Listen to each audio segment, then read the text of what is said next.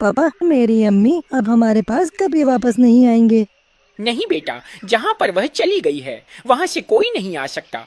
बस अब हमें उसकी यादों के सहारे जिंदगी गुजारनी होगी और तुम हमेशा अच्छे काम करना, इससे तुम्हारी माँ की आत्मा को शांति मिलेगी।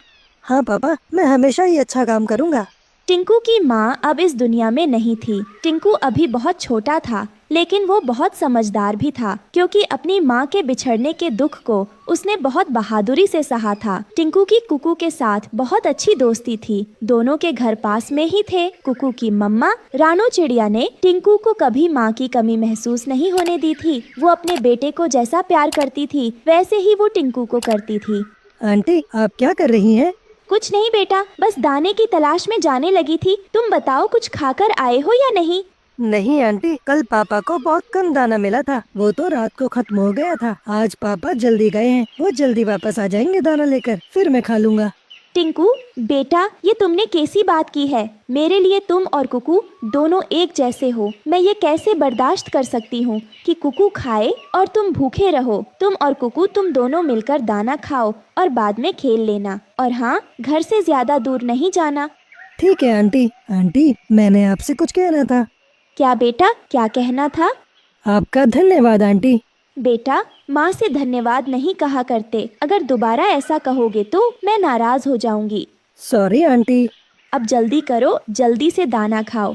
और रानो वहाँ से चली जाती है और टिंकू दाना खाकर कुकू के साथ थोड़ा खेलकर अपने घर चले जाते हैं। प्यारे दोस्तों, क्या आपने मुझे सब्सक्राइब कर लिया है? और घंटी को दबाना बिल्कुल मत भूलिएगा। तोता उड़ता उड़ता एक मकई के खेत में जाता है। उसे यह जगह बहुत अच्छी लगती है। वह सोचता है कि यहीं से कुछ दाने लेकर अपने घर वापस चला जाता हूँ, क्योंकि अब टिंकू की माँ घर में उसके पास नहीं थी और उसे टिंकू की हर समय चिंता रहती थी। वह जैसे ही मकई के खेत में उतरता है, एक खौफनाक राक्षस आकर उसे दबोच लेता है। मैं तो बहुत देर से इंतजार कर रहा था और लंबी पूंछ वाले तोते का अब मुझे अमर होने से कोई नहीं रोक सकता। और अब मैं पूनम रात में तुम्हारा खून पीकर अमर हो जाऊंगा। मगर मेरा बेटा घर में अकेला है। अभी कुछ दिन पहले ही उसकी माँ मर गई, और अगर तुम मुझे भी मार दोगे तो मेरा बेटा ऐसे कैसे जिंदा रहेगा? मुझ पर दया करो, मुझे जाने दो अपने बेटे के पास।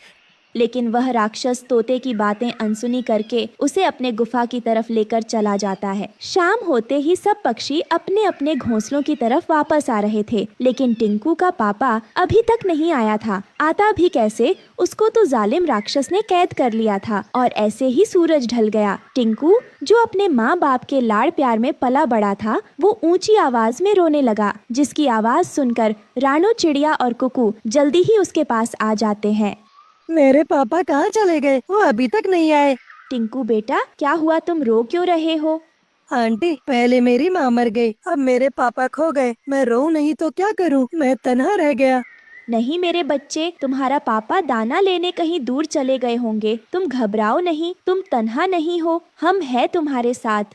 वो उसको अपने घोंसले में ले जाते हैं। टिंकू तो सिसकियां ले लेकर रो रहे था। कुकू, तुम टिंकू को हौसला दो, शायद वो तुम्हारी बात समझ जाए। और कुकू टिंकू को दिलासा देते हैं। ऐसे ही रात गहरी हो जाती है और टिंकू सिसकियां लेते लेते सो गया। मैं इस बच्चे को कब तक झूठी तसल्ली दूंगी? यह बात तो पक्की है कि तोते के साथ जरूर कोई हादसा पेश आया है, वरना वो जरूर अब तक लौट आता। आंटी, सारी रात गुजर गई, लेकिन मेरे पापा अभी तक नहीं आए। और कुकू झूठी तसल्ली देने के लिए झूठ बोलता है। टिंकू, मुझे अच्छी तरह से याद है जब एक दफा मेरी मम्मा भी रास्ता भूल गई थी।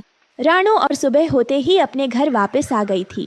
कुकू, मुझे दाना लेने भी जाना है। तुम टिंकू का ख्याल रखना और उसे जो पास की नदी है वहाँ ले जाओ और उसके साथ खेल लेना, ताकि इसका जी लग जाए। जी मम्मा, मैं समझ गया। आप जाएं, मैं टिंकू को नदी की तरफ ले जाता हूँ और इसके साथ खेल कर आता हूँ।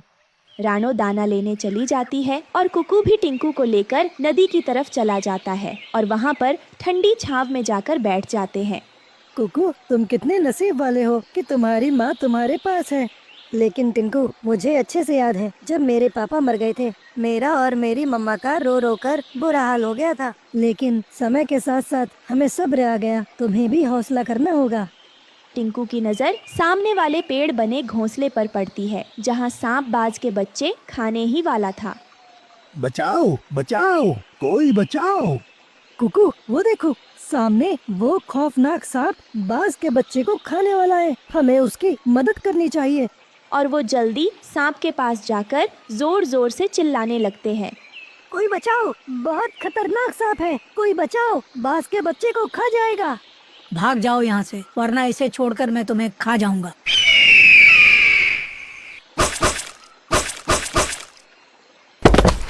बच्चों, तुम कौन हो? मैं रानू चिड़िया का बेटा हूँ और ये टिंकू है। कुछ दिन पहले ही इसकी माँ मर गई और कल से ही इसके पापा कहीं खो गए हैं। तुमने मेरे बच्चे की जान बचाई है, ये तुम्हारा मुझ पर बड़ा एहसान है। टिंकू, ये मेरा जादुई बाल है जो मेरे गुरुजी ने मुझे दिया था। इसमें बहुत सारी शक्तियाँ हैं। तुम इसे अपनी चोंच में लेकर और आंखों को बंद करके जिसके बारे में सोचोगे वो तुम्हें नजर आएगा, और जिस चीज पर इसे मुंह में रखकर फूंक मारोगे वह जलकर भस्म हो जाएगी। टिंकू और कुकू बाल लेकर वापस आ जाते हैं और वापस आकर रानू को सारी बात बताते हैं। मम्मा, इस अद्भुत शक्ति से टिंकू अपने पापा को ढूंढ लेगा। टिंकू वो बाल चोंच में दबाकर आंखें बंद करता है और अपने पापा के बारे में सोचता है, तो उसे अपना पापा एक पिंजरे में नजर आता है। आंटी, मैंने अपने पापा को बंद पिंजरे में देखा है। वो एक खौफनाक राक्षस की कैद में है। मुझे अपने पापा को बचाने के लिए जाना होगा। मामा, अगर आप मुझे भी इजाजत दे दें तो मैं टिंकू के साथ जाना चाहूँगा। हाँ बेटा, तुम जरूर जाओ, किसी की मदद करने में ही हमारी भलाई है। टिंकू और कुकू वहाँ से चले जाते हैं। वो जल्दी ही पहाड़ी की तरफ पहुँच जाते हैं। टिंकू, जल्दी से बाल को अपनी चोंच में लेकर सोचो कि तुम्हारे पापा के पास वो खौफनाक राक्षस गुफा में अभी भी अंदर है या नहीं। और टिंकू ऐसा ही करता है। नहीं, पापा मुझे अकेले ही पिंजरे में नजर आए हैं और मैंने ये भी पता कर लिया है कि वो गुफा सामने ही है। और वो जल्दी से गुफा के अंदर चले जाते हैं। टिंकू, मेरे बच्चे, तुम यहाँ कैसे? ये राक्षस बहुत जालिम है, ये तुम्हें भी कैद कर लेगा। तभी वो राक्षस भी वहाँ आ जाता है। कौन हो तुम?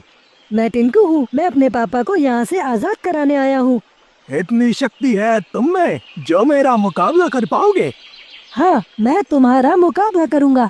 इससे पहले वो राक्षस अपना कोई जादू करता। टिंकू ने वो जादुई बाल अपनी चोंच में रखा और राक्षस की तरफ फूंक मार देता है। राक्षस पल भर में जलकर राख हो जाता है और टिंकू अपने पापा को आजाद कराकर वहाँ से ले जाता